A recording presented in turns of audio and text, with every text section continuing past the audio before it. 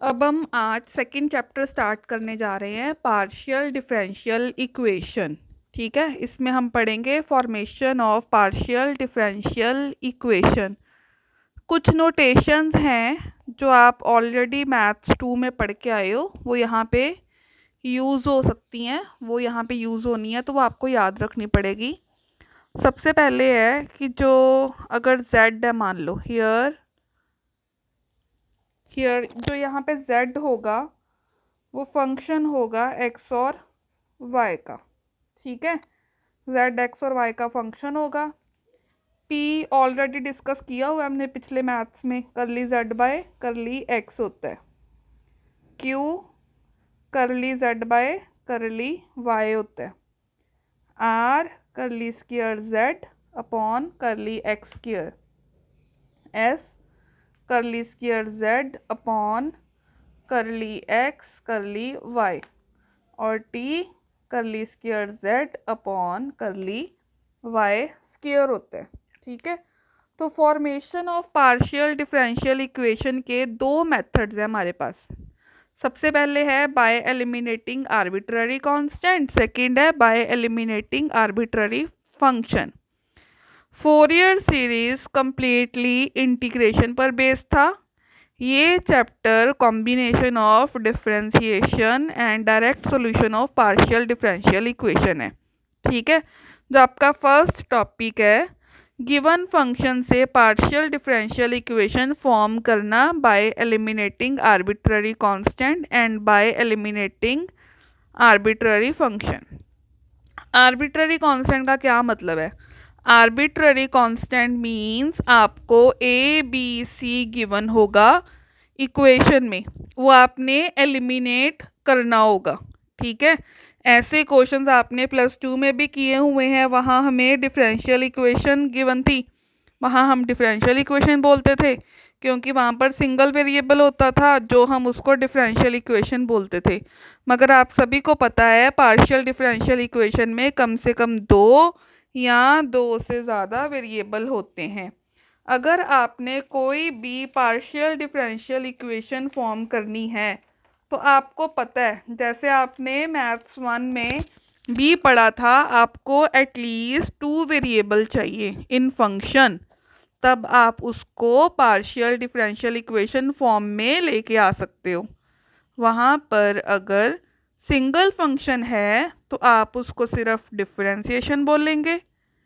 अगर आपके पास ज़्यादा वेरिएबल है then it is partial differential equation. एक एग्जाम्पल के साथ हम इसको डिस्कस करेंगे। एग्जाम्पल 1 है हमारे पास है एग्जाम्पल 1। स्टेटमेंट है फॉर्म, शॉर्ट में लिख रही हूँ, partial differential equation by eliminating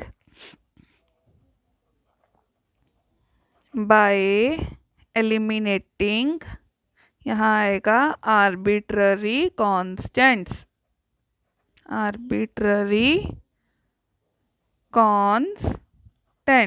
ठीक है, आपके पास स्टेटमेंट है z equals to a x e की power y plus 1/2 a square e की पावर 2y प्लस b। अब हम इसका सॉल्यूशन देखेंगे। ठीक है, द गिवन इक्वेशन इज, क्या गिवन है हमें, z equals to a x e की power y plus 1/2 a square e की पावर 2y प्लस b। इसको आप फर्स्ट इक्वेशन एज्यूम कर लोगे। यहाँ दो आर्बिट्ररी कांस्टेंट हैं, एक है a और सेकंड है b। हमें पार्शियल डिफरेंशियल इक्वेशन बनानी है जो a और b से फ्री हो। और आपने यहाँ पर याद रखना है, आपने +2 में भी पढ़ा है, तो आपको याद होगा कि अगर एक कांस्टेंट हो इक्वेशन में तो हम 1 टाइम डिफरेंशिएशन करते थे। अगर आपके पास 2 कांस्टेंट थे तो हम 2 बारी डिफरेंशिएशन करते थे। अगर आपके पास 3 कांस्टेंट थे तो आप 3 बार डिफरेंशिएशन करते थे। मीन्स जितने कांस्टेंट हो आपने उतनी बार डिफरेंशिएशन करनी होती है। +2 में तो ऐसे करते थे। यहाँ पर क्या है, यहाँ पर 2 वेरिएबल है तो आपने क्या करना है, अगर आपको कम से कम 2 कांस्टेंट नज़र आते हैं तो आपने 2 बार डिफरेंशिएशन करनी है विद रिस्पेक्ट टू एक्स, एक बार, और दूसरी बार with respect to y, but partially करनी है। ये नहीं कि आप 2 बार एक्स के साथ ही कर देंगे आपका आंसर आ जाएगा, या 2 बार वाई के साथ कर देंगे तो आपका आंसर आ जाएगा, तो वो गलत होगा। अगर आपको 2 कांस्टेंट नज़र आते हैं तो आप 2 बार डिफरेंशिएशन करेंगे, 1 partially with respect to x, second partially with respect to y. अगर आपके पास नंबर ऑफ कांस्टेंट 3 नज़र आते हैं तो आपको ज़्यादा से ज़्यादा 3 कांस्टेंट नज़र आएंगे, अगर 3 कांस्टेंट है, ठीक है, और कम से कम 2। अगर आपको 2 कांस्टेंट नज़र आते हैं तो आप डबल डिफरेंशिएशन कर सकते हैं। अगर आप फर्स्ट डिफरेंशियल करते हैं तो आपके पास नज़र आएगा p, फिर सेकंड टाइम q।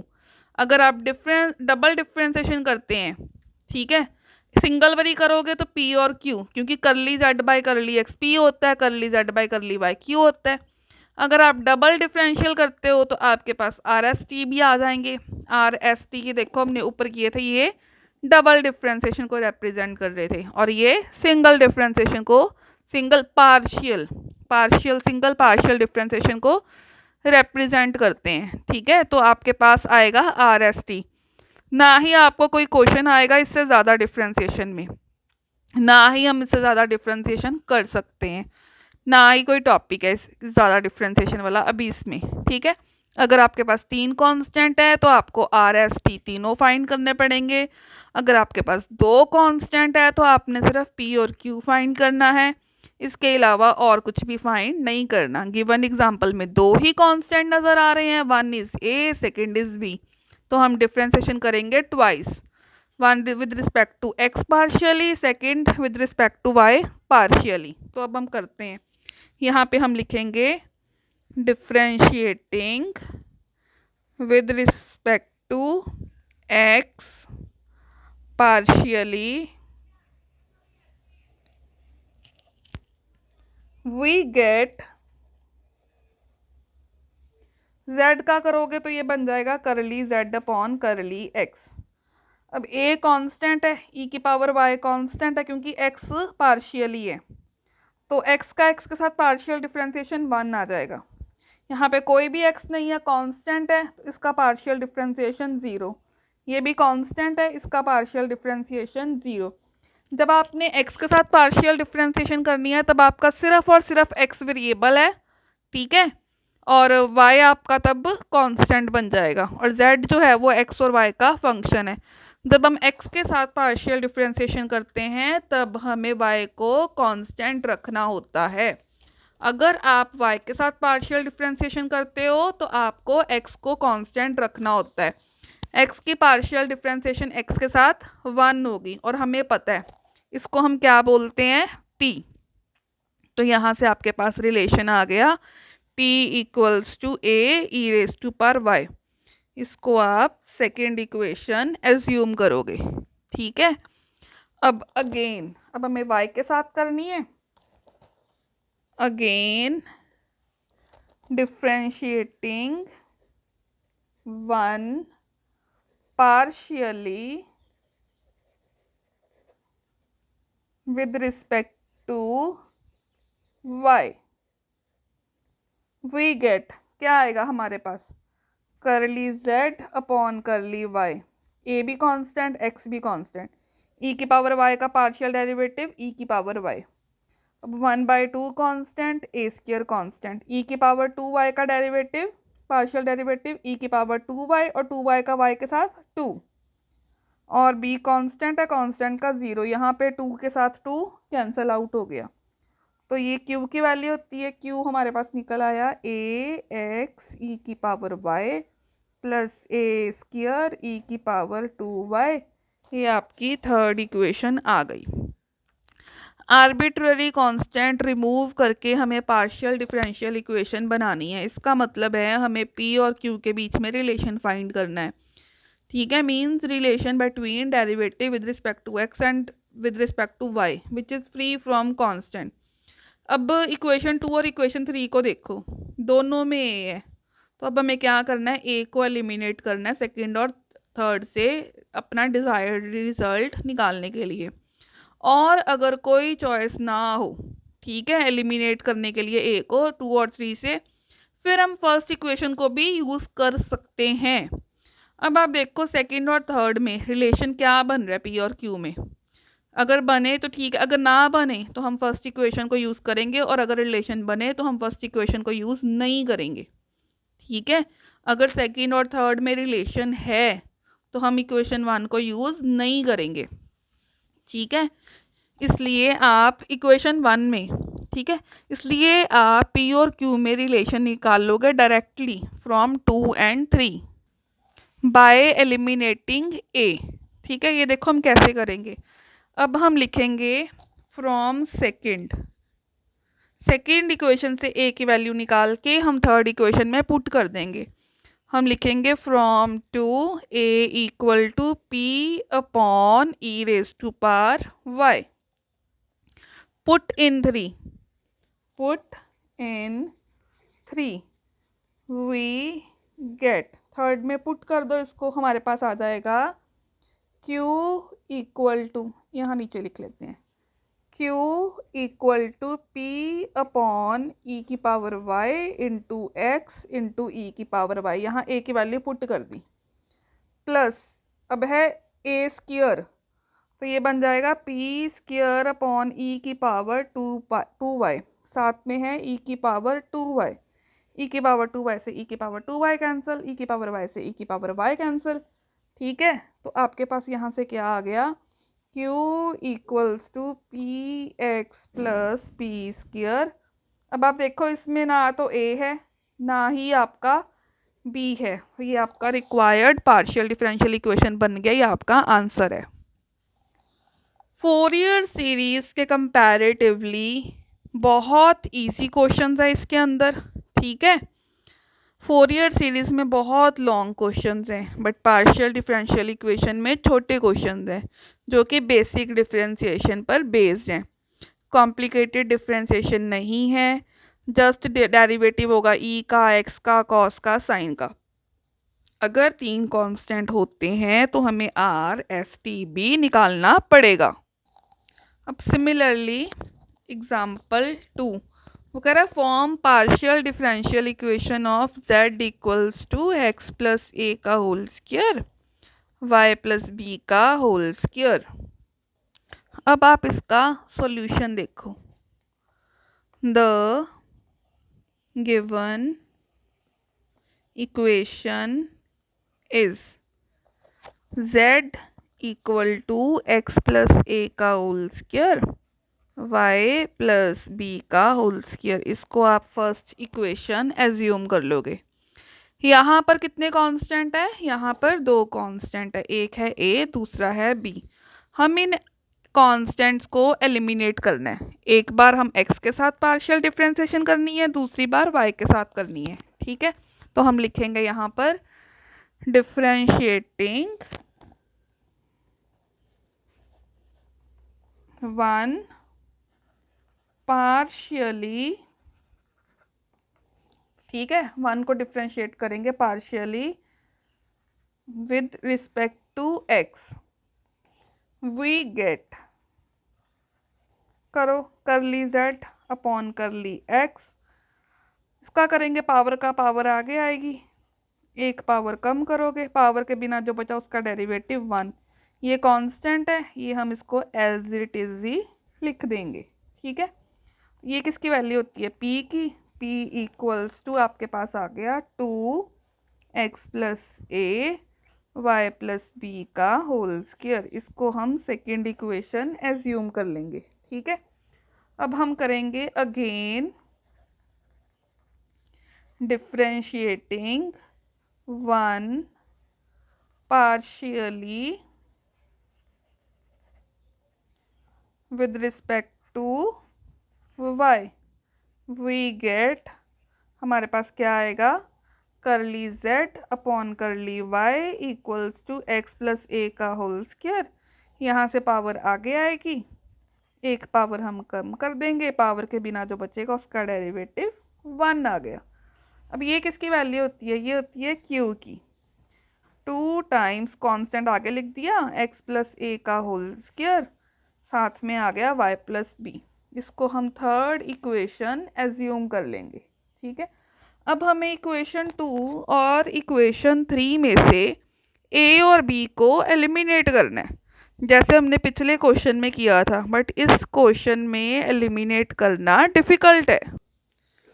इक्वेशन 2 और थर्ड से a और b को एलिमिनेट करना इस बार थोड़ा सा डिफ़िकल्ट है, क्योंकि यहाँ पर a भी प्रेजेंट है इक्वेशन में और b भी प्रेजेंट है। ठीक है, जैसे हमने लास्ट क्वेश्चन में क्या देखा था कि वहाँ पे सिर्फ a प्रेजेंट था, a और b दोनों प्रेजेंट नहीं थे। तो अगर a और b दोनों प्रेजेंट हो और आपसे p और q में कोई रिलेशन ना बनता हो, तो आपने इक्वेशन नंबर 1 को देखना है। अब इसमें x प्लस, इक्वेशन नंबर 1 को देखो। ठीक है, इसमें दोनों है x plus a y plus b, 2 और 3 में भी x plus a y plus b, equation number 1 में भी x plus a y plus b multiply हो रहे हैं आपस में। तो आप क्या करोगे, p और q को आपस में मल्टीप्लाई कर दोगे यहाँ से हिंट लेते हुए। ठीक है, ताकि आपके पास इक्वेशन 1 की तरह x प्लस ए और y प्लस बी की टर्म बन जाए मल्टीप्लिकेशन में। अब जैसे मर्जी सोच सकते हो, जैसे मर्जी सोच के कर सकते हो, आपने कुछ ऐसा सोचना होता है कि जिससे लास्ट रिलेशन में कांस्टेंट नज़र ना आए। तो अब हम करेंगे मल्टीप्लाई 2 and 3, वी गेट, जब आप इनको मल्टीप्लाई करोगे तो आपके पास लेफ्ट हैंड साइड से लेफ्ट हैंड साइड मल्टीप्लाई होएगी, राइट हैंड साइड से 2 इंटू 2 4, तो x प्लस ए की पावर बन जाएगी 3, y प्लस बी की भी पावर बन जाएगी आपके पास 3।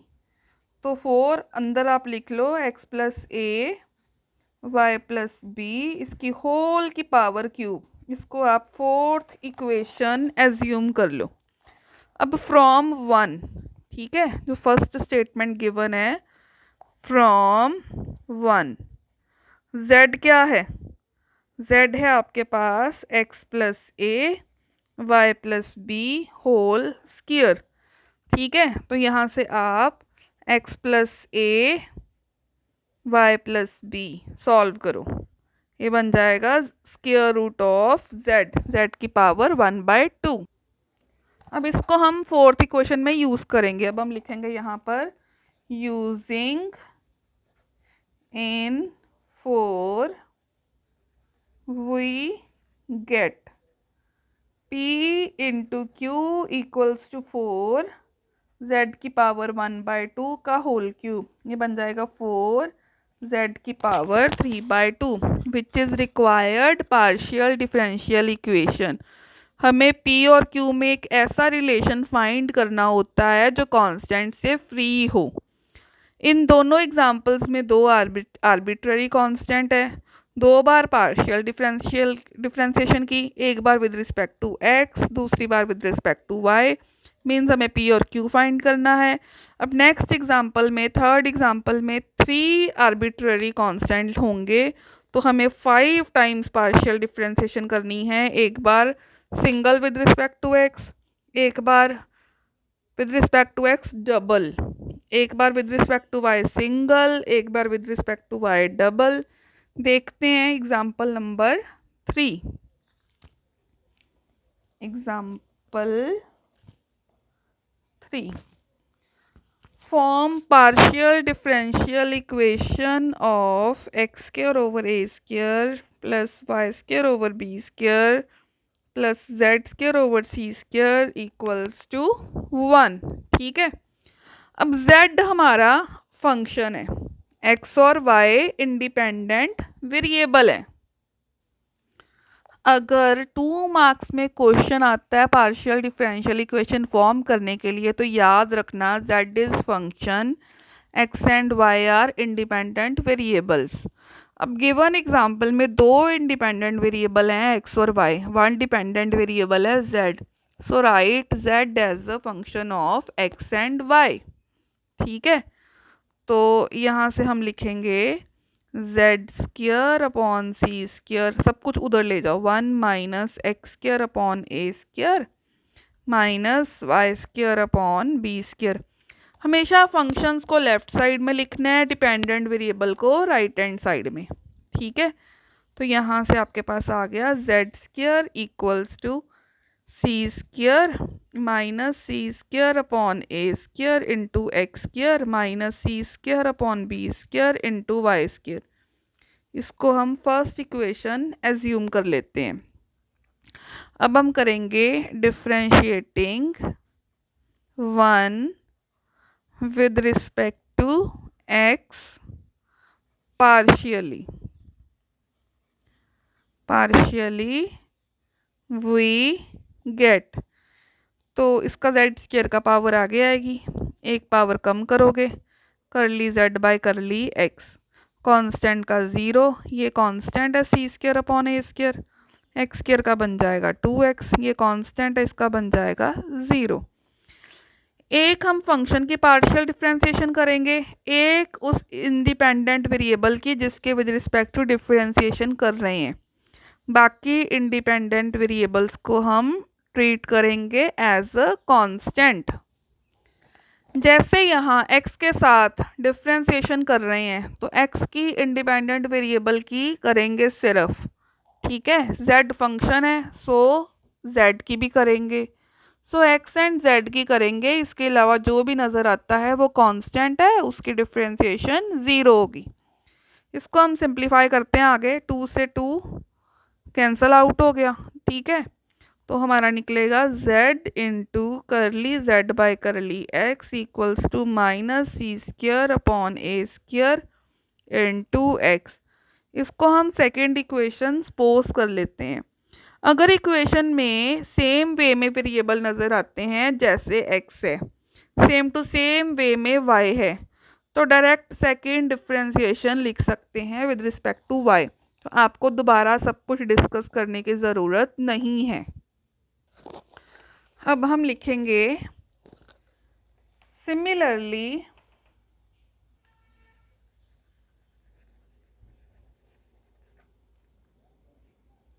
With respect to y we get, क्या आएगा हमारे पास, z into curly z bye curly y equals to minus c square upon b square into y. Constant a को b के साथ रिप्लेस कर दिया साइक्लिक ऑर्डर में, और x जहाँ जहाँ पे x था वहाँ वहाँ पे साइक्लिक ऑर्डर में y रिप्लेस कर दिए। अब हमें p और q में रिलेशन फाइंड करना है। Now look at equation 2 and 3। C square over a square है 2 में, c square over b square है 3rd में। अब हमें सेकंड और थर्ड में रिलेशन फाइंड करना है, but here is problem, and problem ये है कि 1 में ए स्क्र है और दूसरे में कांस्टेंट बी स्क्र है, तो हम इन दोनों के बीच में रिलेशन नहीं फाइंड आउट कर सकते। अगर हम सेकंड और थर्ड में इजीली रिलेशन फाइंड नहीं कर सकते तो क्या करें, इक्वेशन नंबर 1 को देखें, उसमें भी है c square over a square and c square over b square. तो हम c square over a square की वैल्यू सेकंड में से निकाल कर फर्स्ट में यूज़ करेंगे, फिर c square over b square की वैल्यू थर्ड में से निकाल कर फर्स्ट में यूज़ करेंगे। बट इक्वेशन 1 में राइट हैंड साइड में फर्स्ट टर्म सी स्क्र बच जाएगी। अब हम 2 को दोबारा डिफ्रेंशिएशन करेंगे। अगर इक्वेशन 2 के साथ हमारा रिलेशन आ गया तो फिर हम एंड कर देंगे। अगर 2 को डिफ्रेंशिएशन करने पर हमारा आंसर नहीं आया तो फिर हम थर्ड को भी पार्शियल डिफ्रेंशिएशन करेंगे। हम यहाँ पर 5 टाइम्स डिफ्रेंशिएशन कर सकते हैं, P Q R S T। तो इनके बीच में हमारा आंसर आ जाएगा, कहीं ना कहीं रिलेशन बन जाएगा जिससे कांस्टेंट रिमूव हो जाए और रिक्वायर्ड रिजल्ट आ जाए। तो अब हम करेंगे now differentiating two with respect to x partially we get 2 के लेफ्ट हैंड साइड में दो फंक्शन है, एक है z दूसरा है करली z बाय करली x। आपने इस बात का ध्यान रखना है कि 2 या 3 फंक्शन तो नहीं है यहाँ पर, आपको फिर u इंटू वी या u इंटू वी इंटू डब्ल्यू का फॉर्मूला फॉलो करना पड़ेगा। चलो अब हम इसको करते हैं, ये बन जाएगा z curly square z upon curly x square plus curly z bye curly x, फिर आएगा curly z bye curly x equals to minus c square upon a square into 1। इसको आप फोर्थ इक्वेशन एज्यूम कर लोगे। अब right hand side में सी square over ए square है, equation 2 में भी सी स्क्वायर ओवर ए स्क्वायर है, तो 2 इक्वेशन से सी स्क्वायर ओवर ए स्क्वायर को फाइंड करके इस इक्वेशन में हम पुट कर देंगे। ठीक है, अब हम लिखेंगे from equation 2 minus c square upon a square equal to z upon x into curly z by curly x. अब हम लिखेंगे पुट 8 इन 4th इक्वेशन में। अब हम इसको पुट करेंगे, we get z into curly square z bye curly x square plus curly z bye curly x whole square equals to z by x into curly z bye curly x, और 8 can be written as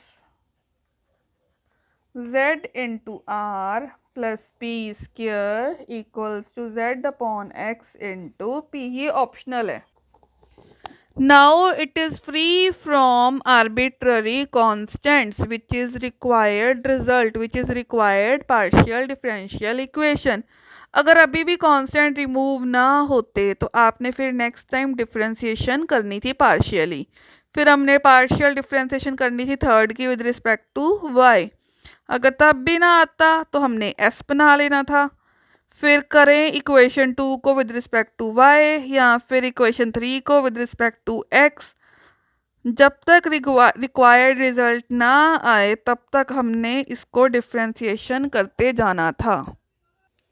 अब next example 3 की statement देखो, form partial differential equation of z equals to f of x plus iota t plus g of x minus i t. यहाँ पर दो function है, एक है f दूसरा है g। यहाँ हम डिफरेंशिएशन करेंगे 3 टाइम्स 4 टाइम्स और 5 टाइम्स। देखो इसमें हम कैसे करेंगे, इसका सॉल्यूशन देखते हैं।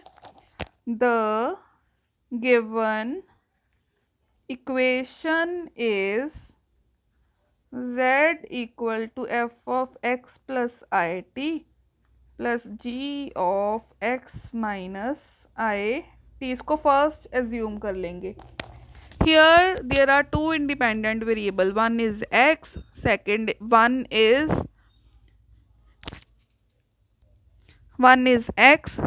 is t। ठीक है, एक x है और एक t है।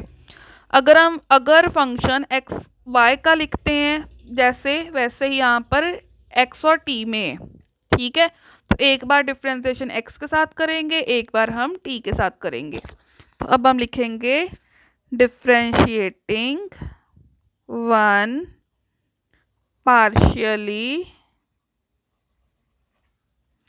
with respect to x and t respectively we get। चलो अब हम इसकी डिफरेंशिएशन देखते हैं। Curly z upon curly x equals to f dash, derivative f function का डैश के साथ डिनोट करेंगे, एक्स प्लस आई टी, इसका डेरिवेटिव करेंगे फंक्शन के साथ जो ब्रैकेट है आई आ जाएगा, ठीक है, plus g dash x minus i t, इसका करेंगे माइनस आई आ जाएगा। तो ब्रैकेट्स की डिफ्रेंसिएशन विद रिस्पेक्ट टू कर दी हमने, ठीक है, ब्रैकेट्स की भी कर दी। तो यहाँ से ब्रैकेट की विद रिस्पेक्ट टू जब एक्स करेंगे तो यहाँ वन आएगा, यहाँ भी अकेला वन आएगा, ठीक है। जब विद रिस्पेक्ट टू एक्स करेंगे तब वन आएगा, क्योंकि जब टी के साथ करेंगे तो वो आई वाला आएगा, अभी तो वन ही आएगा। इसको हम सेकेंड इक्वेशन एज्यूम करते हैं। ऑल्सो अब हम करेंगे करली जेड अपॉन करली टी, ये मेरा आएगा f dash x plus i t, अब आएगा टी के साथ करोगे तो i, plus g dash x minus i t, इसका करोगे तो माइनस आई, क्योंकि ब्रैकेट की अब हमने विद रिस्पेक्ट टू टी की है। अब हम दोनों में से यहाँ से आई कॉमन निकाल लेते हैं, तो ये आ जाएगा आई बाहर आ गया, f dash x plus i t minus ये माइनस यहाँ आ गया, g dash x minus i t, इसको थर्ड इक्वेशन का नाम दे देते हैं।